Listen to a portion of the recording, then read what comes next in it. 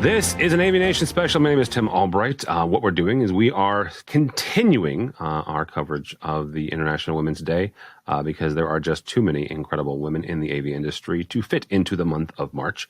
So with me today is Christie Mitchell from Surgex. Welcome, ma'am. Hi, Tim. Good to see you. How are you? I am well. I am well. So you had an interesting trail through the industry, and I think everybody does. So what we're starting with here is how did you get into AV, or at least maybe how did you get to the point where you're at in the AV industry? So, I mean, how does one get into AV, right? You know a guy who knows a guy who knows a guy. I mean, sometimes you know a girl. Very often that's not the case, but, know a few guys. So my story is that I started out in my career in advertising in Kentucky, and I had pretty much networked myself all the way around town, got to know everybody, and then an opportunity came up for me to go to work for the first time an integrator. It's the first time I'd ever heard that word. And to be honest, when I heard it, I said, integrator, what do you do?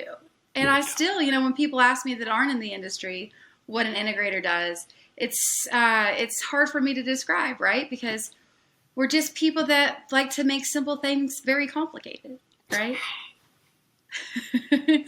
So I went to work. They were looking for somebody to head up the security wing of their residential integration company. Because if you can remember back around, 7-8 years ago, after the housing crisis, a lot of those jobs, those big custom jobs that residential integrators were doing were losing steam, and they were looking for ways to supplement the income, the revenue into their business. So they're going to be doing the AV in the home. Why not offer security, right? So I sold ads. Remember, I didn't have much of a clue of what I was doing. So first step, go out to the boots on the ground, the technicians, and they weren't too excited about teaching me things because I was the bubbly girl who wore flip-flops to the job site. Learned not to do that.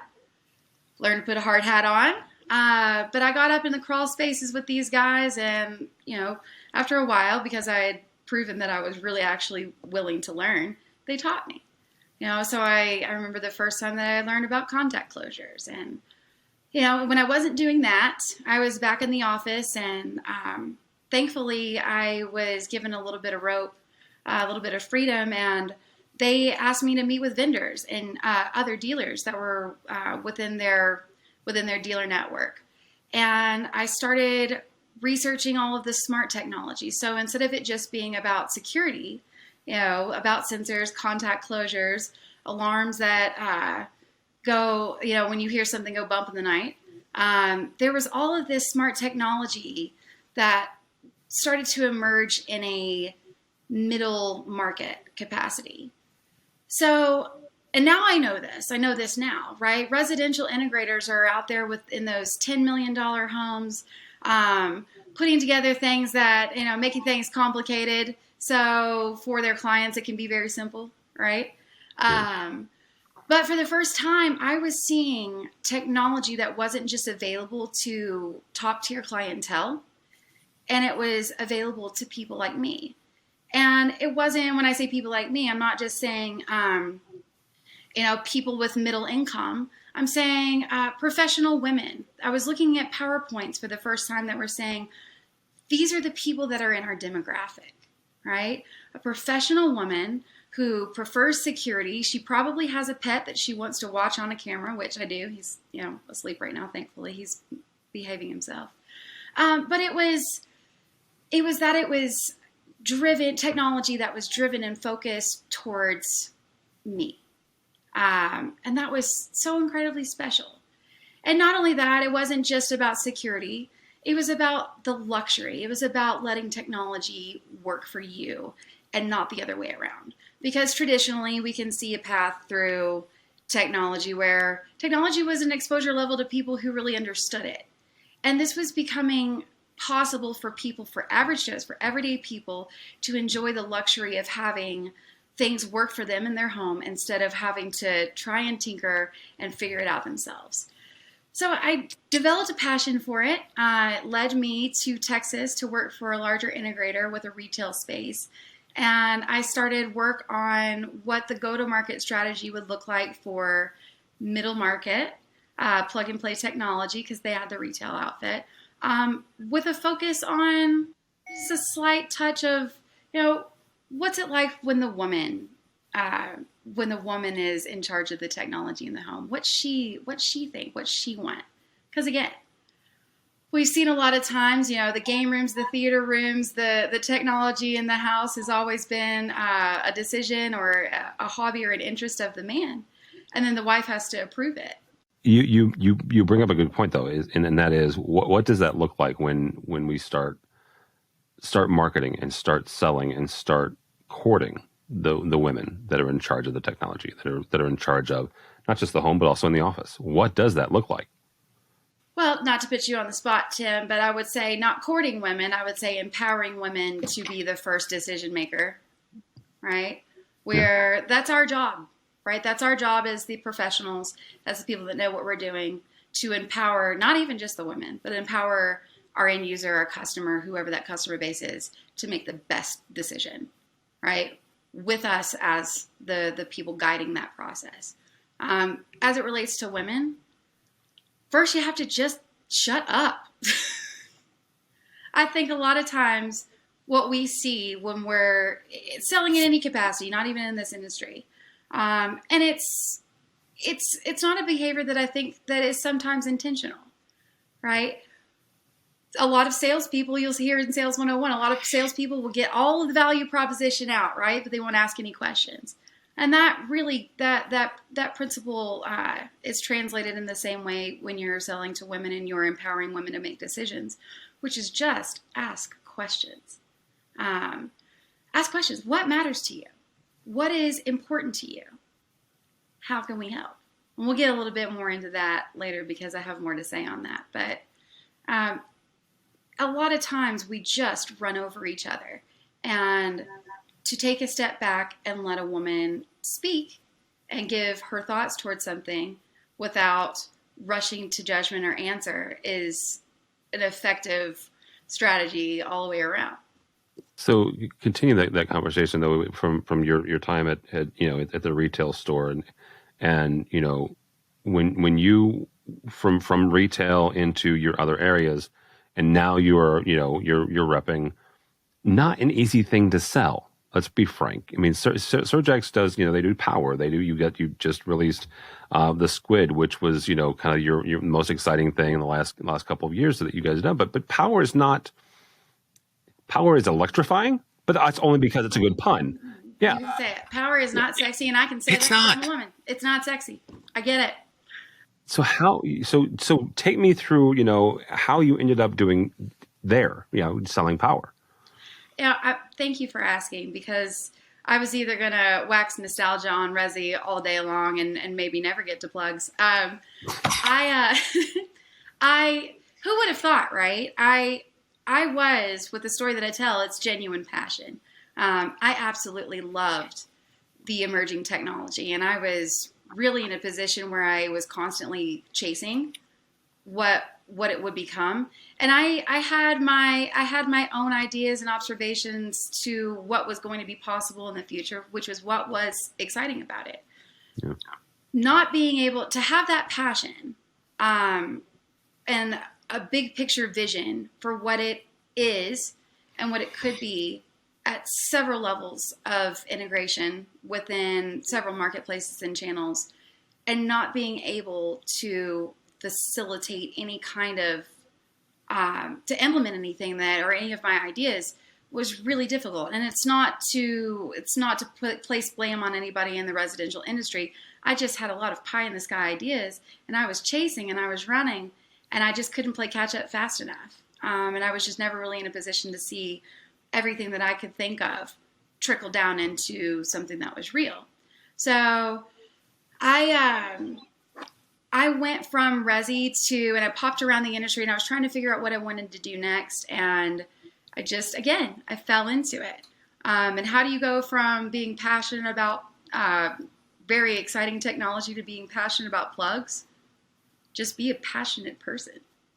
I have a product, Tim, in the commercial space that works.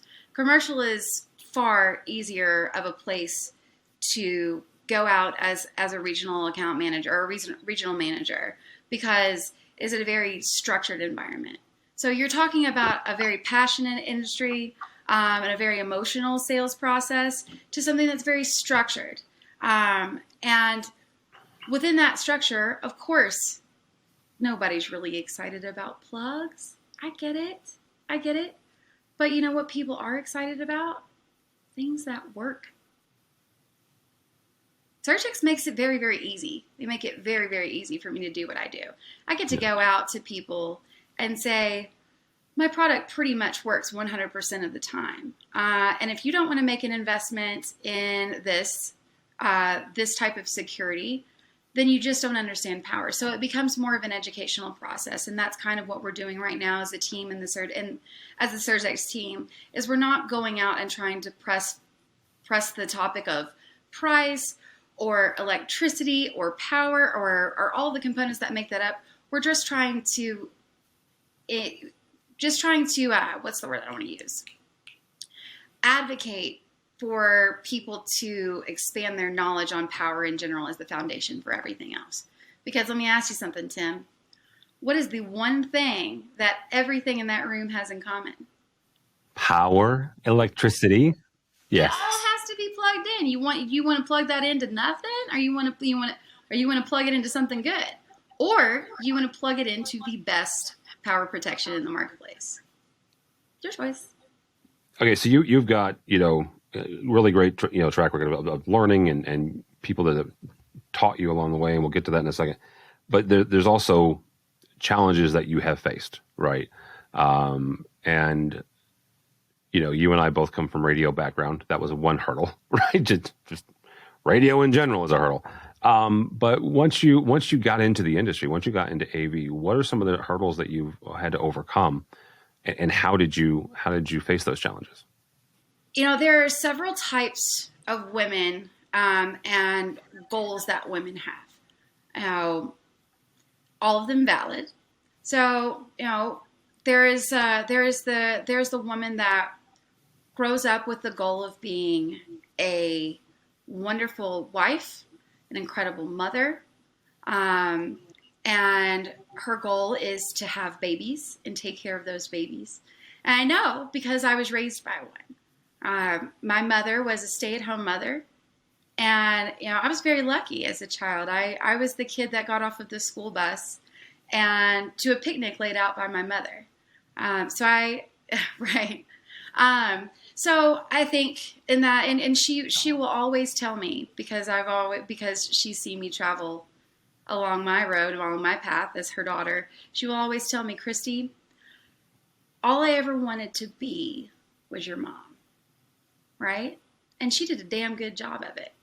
And I think, women that keep a household and are mothers we're all better for it. So then there's the hybrid, right? There's the woman that does it all and has it all. She has the career, she has the family, the kids, and to all you women that are watching, my God, you are superheroes. I truly don't know how you do it. My former colleague, Julia, is an incredible example of this. Being able to be a part of this team, spending time on the road together. I've sat out on the bench of the hotel and had many a conversation with Julia. And I remember one specifically where she said, I remember this, and she just said it just flippantly. I remember when I was 9 months pregnant and I was going to see these people. And I'm like, you were on the road 9 months pregnant. And I can fully attest to the fact that who she is as a superstar in her career is the same exact energy level she puts to her family. And it's phenomenal. It's absolutely show-stopping. And then there's me, right? There are women that have focused entirely on their careers. Now, I wanted nothing but the chance to succeed And I've had the ambition, the excitement, the willingness to learn, like you said, and be developed. And because I haven't focused on those other categories, I have had the time, right? So when you look back at my career, and there is a one-pager of my list of achievements and accomplishments, there's not the return on investment that there should be for the level of time, energy, passion, and sacrifice I've put toward it. That is the challenge. The challenge for me is that I had all of the opportunities that I could have had all of these opportunities, and I didn't. In the opportunities that I had, I wasn't given the ability to be and become. There are moments in my career where, I've walked into the boardroom ready to give my input on decisions and my ideas, to then take a step back and see that my ideas were being presented by the man in the room.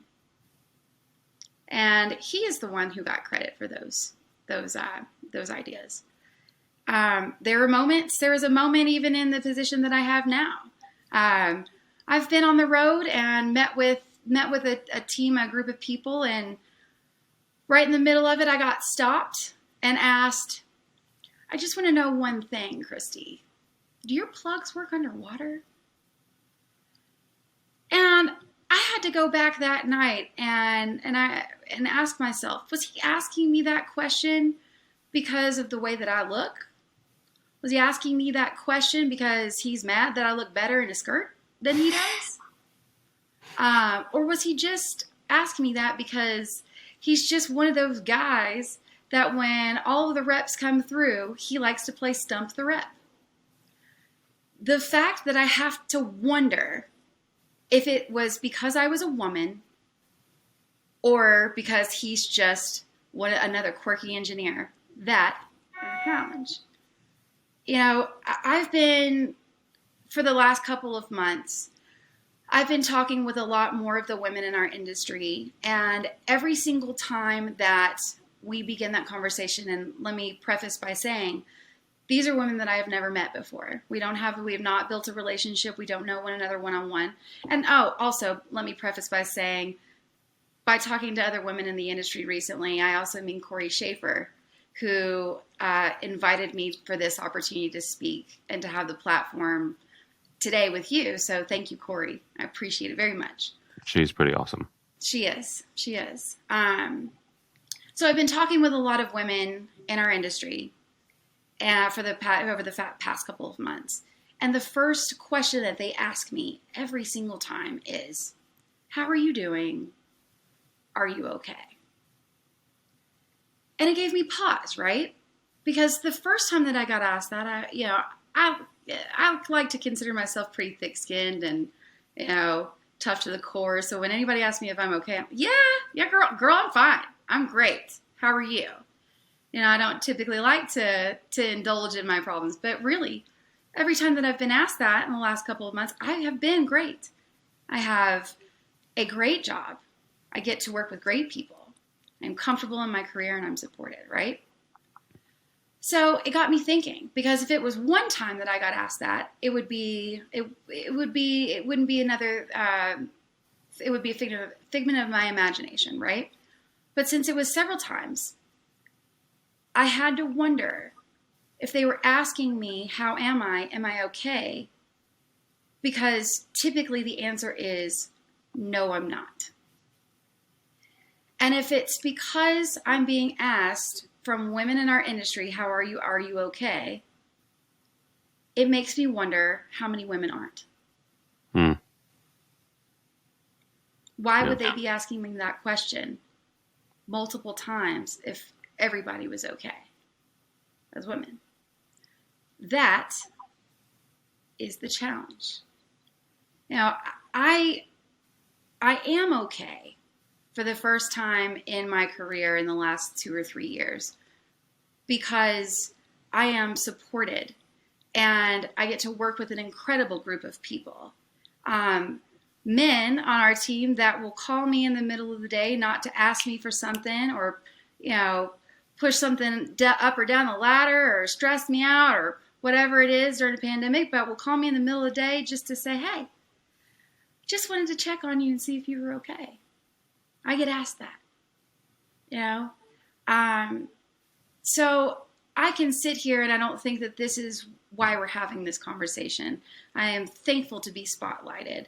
I'm grateful for the opportunity to speak for other women in our industry who don't have the voice or are not yet confident or capable or scared to use their voice. But I would rather, instead of talking about the challenges that we all know are well and alive and have existed for years, let's start pushing forward with a conversation of what we can do to change that. And it very much starts with all of us, all of the men. I implore you, I invite you to go out today or tomorrow or when you feel the time is right to just call one of the women on your team. Just check in and just say, how are you doing? Are you okay? And chances are she's probably going to say she's got it under control because women typically do.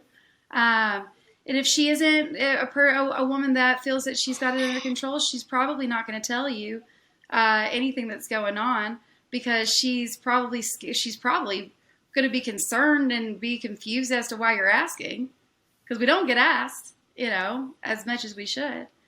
But if she does tell you what's going on, just listen. And then after you've listened, ask her, how can I help? So let's just start there. I like that. So really quickly before we let you go, what are some of the, we can talk about the bad stuff that happened all day long, but what are some of your successes in the industry? I am just one of the types that, and this is what I've learned too, right? I'm one of the types that I don't like to talk about my successes or my accomplishments. I think that those words are best spoken from other people's mouths about you, right? Yep. And that's part of it, right? We're talking about mentorship and learning and growing within your career. And, I hate to say it, but as a woman and for the greater part of my career, trying to push myself into the spotlight and, work really hard to be seen and get all of that attention. I was very much the braggart. You asked me to tell you something that I did well, and it was the first thing out of my mouth. I was a bragger, and to be honest, I was very good at it. Get it? I do.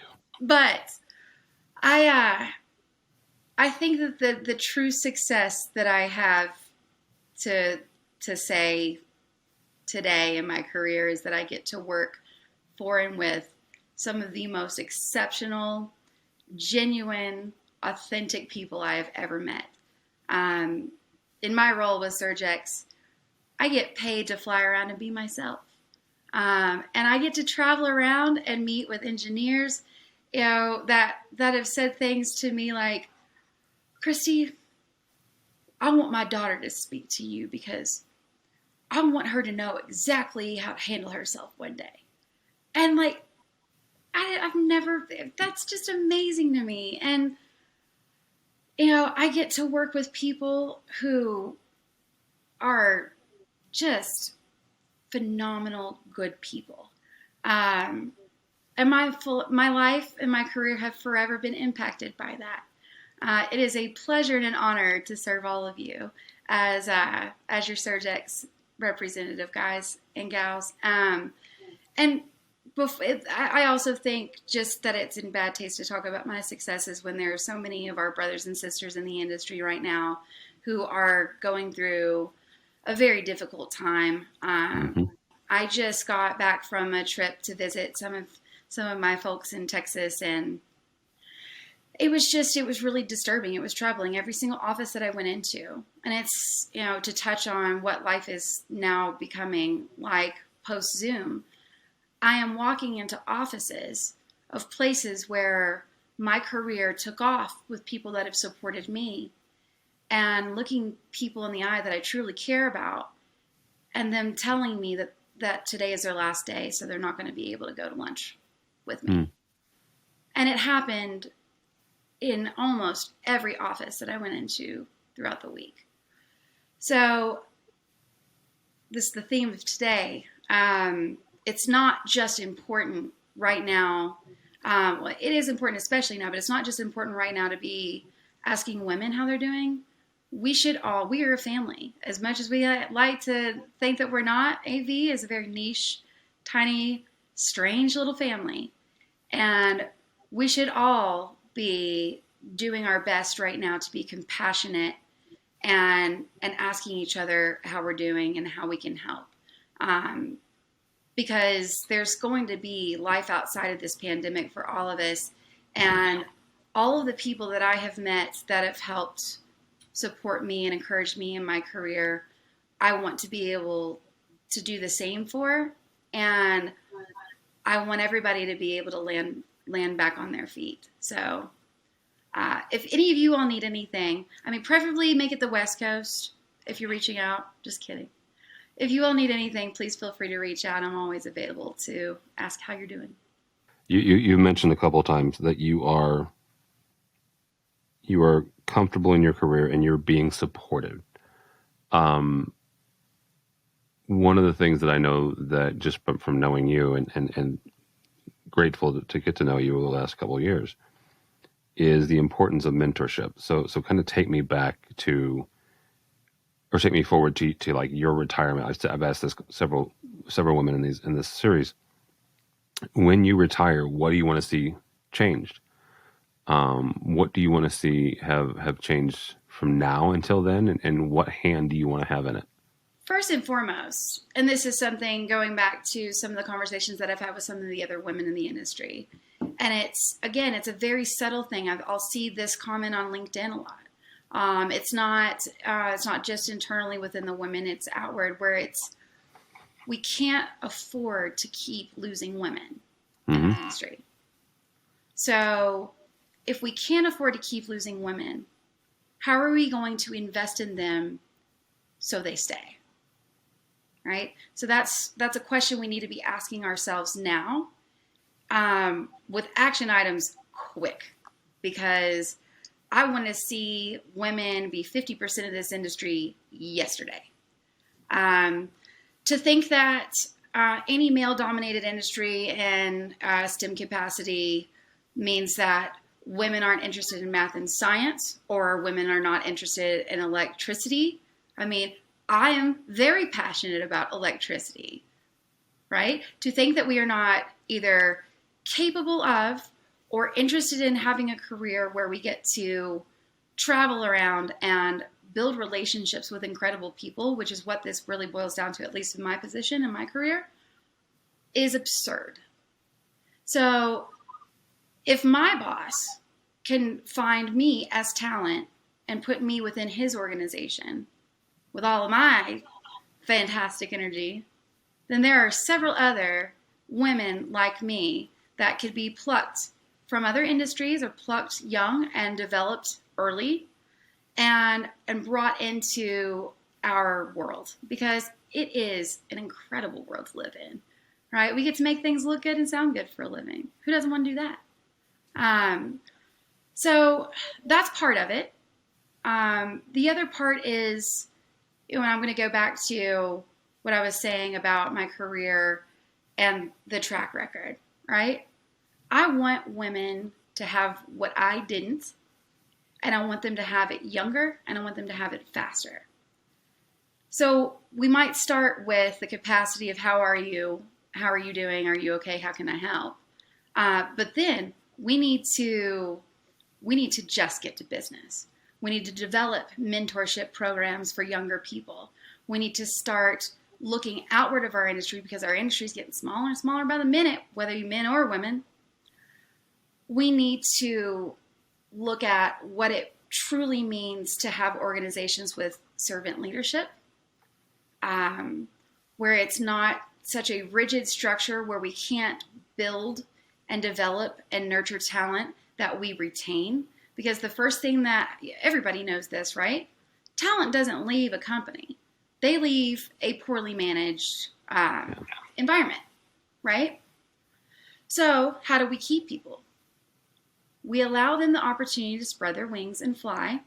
We give them the tools necessary to do that. We give them enough rope not to hang themselves, because trust me, I think that my boss wants to pull cord like at least once a week. But he doesn't. And we have a little bit of patience with the process, whether it's men or women. It takes a long time to go from where I was in my 20s to where I am in my 30s, right? I was not as patient, was not as polished, still working on that. But Which one, the patience or the polish? Both. But I had great teachers along the way, and I continue to. And, you were asking me about mentorship. Because people have invested in me, I now feel whole and established. And I have built genuine confidence. And because they've invested in me to become this, I now have the energy and the ability to pay that forward to the next generation of people that come up. So don't look at your employees as numbers, guys and girls. Look at them as opportunities. All right, Christie, that'll be a good place to leave it, to stop. How do people get a hold of you if they are so inclined? Well, you can find me on LinkedIn, Christie Mitchell with Surgex.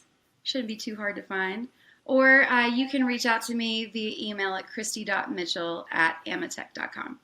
And, oh my God, wait, Tim, wait. I have to say this or my boss will get mad. Squid is coming out. It's our new product. And it is sensational. It has won all the awards. So definitely reach out to me about that. Okay, thanks. So do I send that bill to Rick? Is that the deal? Right. Okay. All right. No, all kidding aside, Christie's great. Rick is great too, but Christie's better than Rick. All right. No. Thank you so much, seriously. And thank you for watching and for listening. For us, for AVNation, go by our website, avnation.tv. That's avnation.tv. You will find all of our interviews with the incredible women in the industry at that website, avnation.tv. That's avnation.tv.